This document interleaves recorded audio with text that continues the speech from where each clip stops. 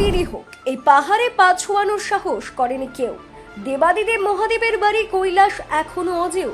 Mount Everest জয় করেছেন অনেকে, কিন্তু আজ পর্যন্ত দেবাদিদেব মহাদেবের ডেরা কৈলাস কেউ পৌঁছতে পারেনি।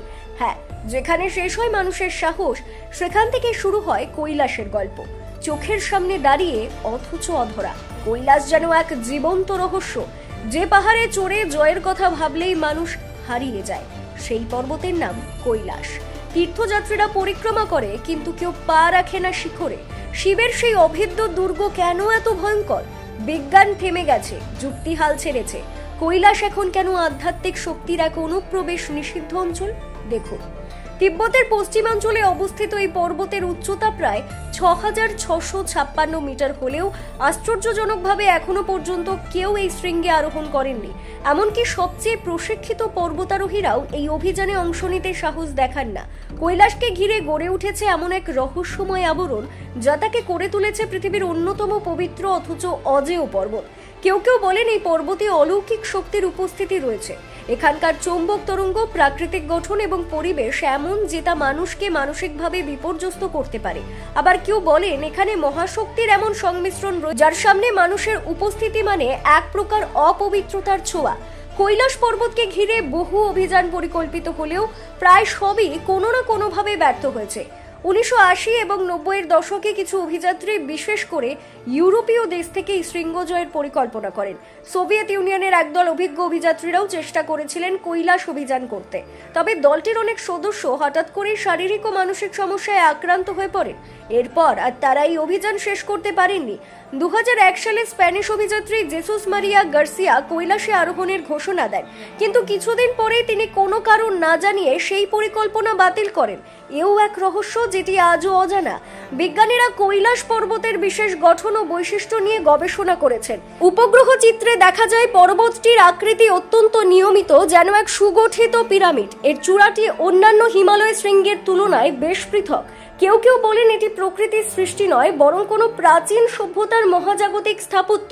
কৈলাসের চারপাশে ৪টি বড় পর্বত এমনভাবে অবস্থিত যেন তা পৃথিবীর চারদিক নির্দেশ করে, উত্তর, দক্ষিণ, পূর্ব ও পশ্চিম। এমন নিখুঁত অবস্থান স্বাভাবিকভাবে ঘটার সম্ভাবনা খুব কম। তাই অনেকের ধারণা স্থান হয়তো কোনো প্রাচীন শক্তির গবেষণাগার ছিল, যা আধুনিক বিজ্ঞানের বোধগম্যতার বাইরে। ধর্মীয় বিশ্বাস অনুযায়ী কৈলাস পর্বত হলো ভগবান শিবের ধ্যানস্থল। এখানে মানুষের শরীর নিয়ে পৌঁছানো মানে দেবালোকের গোপনীয়তার অনধিকার প্রবেশ। হিন্দু ধর্মে এটি এমন এক স্থান যেখানে সাধকেরা শুধু পরিক্রমা করে থাকেন, শৃঙ্গ জয়ের কথা চিন্তাও করেন না। জৈন ধর্মমতে ঋষভনাথ এখানে পরিনির্বাণ লাভ করেন। বৌদ্ধ ধর্মে বলা হয় এটি চক্র সংসর মণ্ডলের কেন্দ্র, যেখানে বোধিসত্ত্বরা ধ্যান করেন। এই পর্বতের চারপাশে প্রদক্ষিণ করাকে পরিক্রমা বলা হয় এবং এই পরিক্রমায় শুদ্ধি ও মুক্তির পথ বলে বিবেচিত হয়। শিখরে আরোহণ নয়, বরং পর্বতের পাদদেশে নতজানু হয়ে থাকা। এই বিনয়ই ঈশ্বর প্রাপ্তির পথ। কৈলাস পর্বতের পাদদেশে রয়েছে ২টি পবিত্র হ্রদ, মানস সরোবর ও রাক্ষসতাল। এই দুই হ্রদ প্রকৃতির দুই বিপরীত মূর্তি।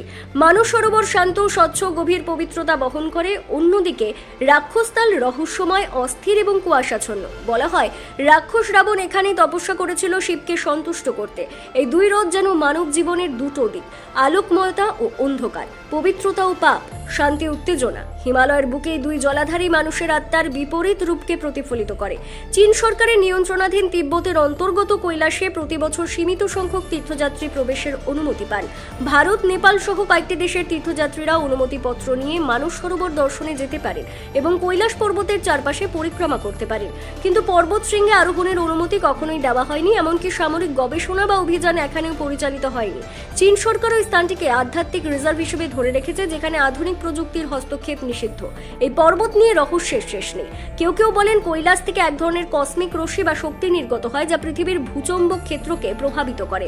আবার কারো মতে এই পর্বত মানবজাতির আদি ইতিহাসের সঙ্গে যুক্ত এমন কোনো তথ্য লুকিয়ে রাখে, যা প্রকাশ পেলে বিশ্ব সভ্যতার ভাবনায় বিপ্লব ঘটে। তবে এই সমস্ত মতবাদ এখনো প্রমাণিত নয় এবং অনেকেই এগুলোকে অতিশয়োক্তি হিসেবে দেখেন।